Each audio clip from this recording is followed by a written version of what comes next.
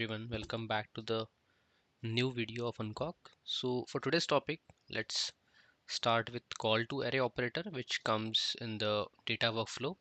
So in the data workflow, we have a table category. Yeah, let me just quickly go through that.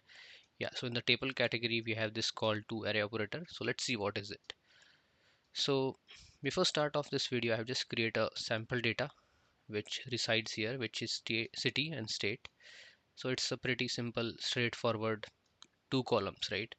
So if you want to see this thing in Unqork console how it looks, so this is how it looks. We have a dt table and we have array of object, right? City and state. So what is this call to operator does is, if I want to convert this column, right? So how this column looks, it looks like an object.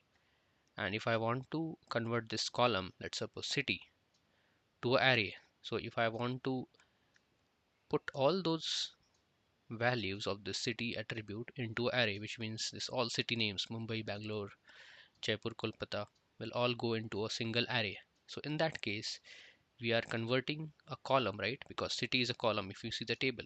So basically converting a column into an array, that is what it's called as call to array operator. So it's pretty simple. Let's start with it. How we can start, how we can do. So in the input, I can take dt table, and in here I will just put call to array, and here we need to choose what particular column name we want to use, right? Or which column we want to convert into an array. So here I can write it as a path, and I can just quickly write here a console so that we can see it. Let me save, refresh.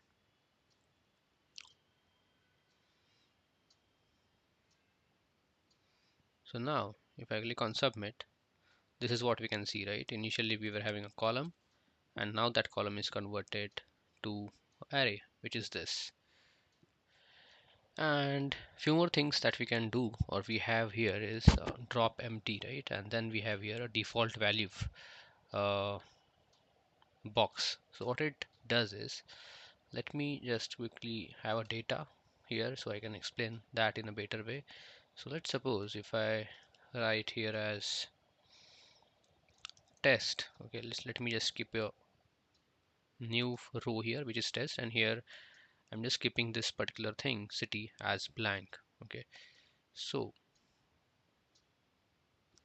what it will do is, so what drop empty means, so let's suppose now, let me refresh to show you.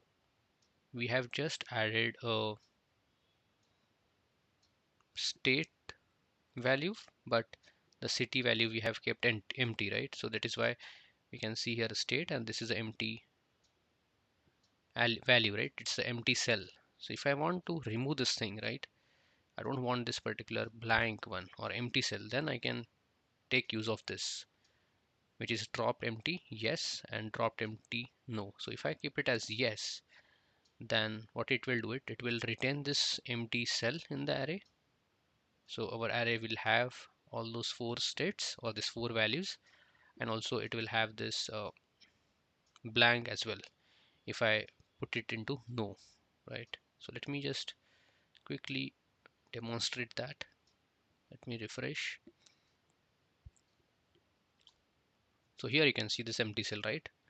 And if I want to remove that, right, I don't want that blank value, so I can put it as yes. So it will not keep that empty cell, it will remove that empty values, right? So see, and also on the top of it we have this